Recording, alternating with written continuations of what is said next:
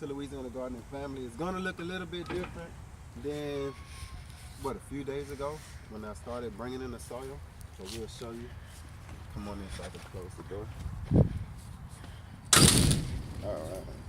So what I want to talk about today is I know I'm probably a little bit ahead of everybody almost, but what I want to talk about today is flood prone areas. If you look right here, we've been getting a lot of rain, and just because of this trench that I have, that's the only reason I got this water here. But I think I finally stopped most of the water from coming in, so we're going to go ahead on and fill that up, and we're going to wood chip that, or probably use cardboard and kind of go ahead on and extend the rows out. If you look under the wood chips, you can see right here how the wood chips are actually soaking up that moisture. Uh, what that does, it's good and bad, right? It's gonna give us less less watering that we have to do, but also I got, like, if you can back up, you can give them the perfect view of. You can see my rows here are high, so the top of these rows, you see how it's dry, just right around, just dry enough, just on the tip top. Everything else is wet though, right? Because it's seeping in from the bottom, but it's dry right on the top. Can you see that good? But if you look over here, you don't have to go far. If you look over there, you'll see the difference. That's a little bit lower, and the plants are actually suffering over here. So kind of pan. Let them see how that one look, and then let them see how this one has grown, right? So you see, the only difference, this was planted at the same time. The only difference is these have a little bit higher rows that helps the plant deal with the moisture and the flooding a little bit better. And these, you'll see basically they're in almost level with the wood chips, so it stays wet longer, and I think that's what's causing the plants to suffer. It's not the fact that they're planted too close together, because you can see right there I kind of got them planted the same thing, right? So I'll show you these peppers. Just don't step on anything.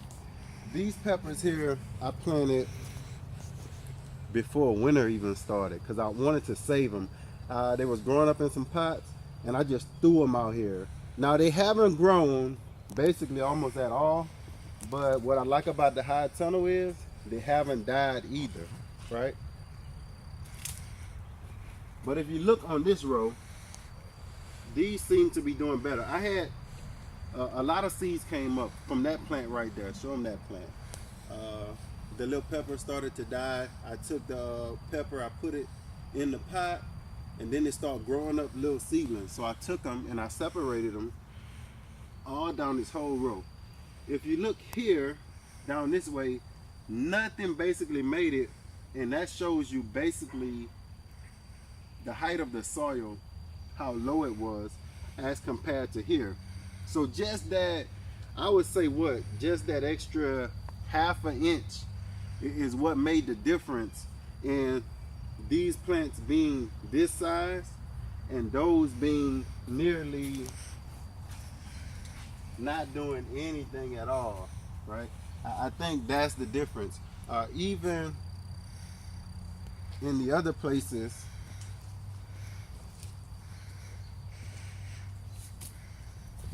in the high tunnel, you can actually see, even right here, this one, the soil level is a little higher. Look how good this one did. But then over here, the same plants, and you'll see because the soil level is lower, it stays wet longer, and that's what causes them. They're actually drowning. They're staying alive. So what you want is this soil level to be here, where it can dry out on the top, just like that row. That was a good row right there. Everything under here, you can see how wet it is, right? Everything under here is wet. It's just the top that needs the relief, so it doesn't rot and things like that.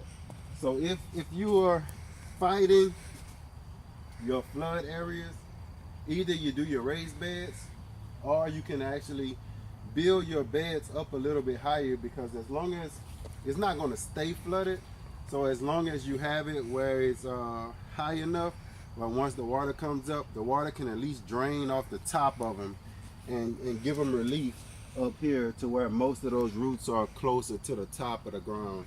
I think you'll have a better experience. As you can see over here, we're already going on with our tomatoes. It hasn't been, I wouldn't try this outside, but right here, I would. In this high tunnel, I'm gonna see if it's worth all the money and all the headache. Well, not headache, but it's been fun. I'll actually come back when I finish up doing some other things that we're doing in here.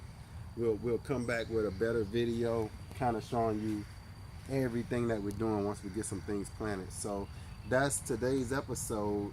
Is for those of you that are starting your gardens, or even thinking about how long before you start to till your garden and things like that, but you know last year you dealt with some flooding, get those rows up a little bit higher.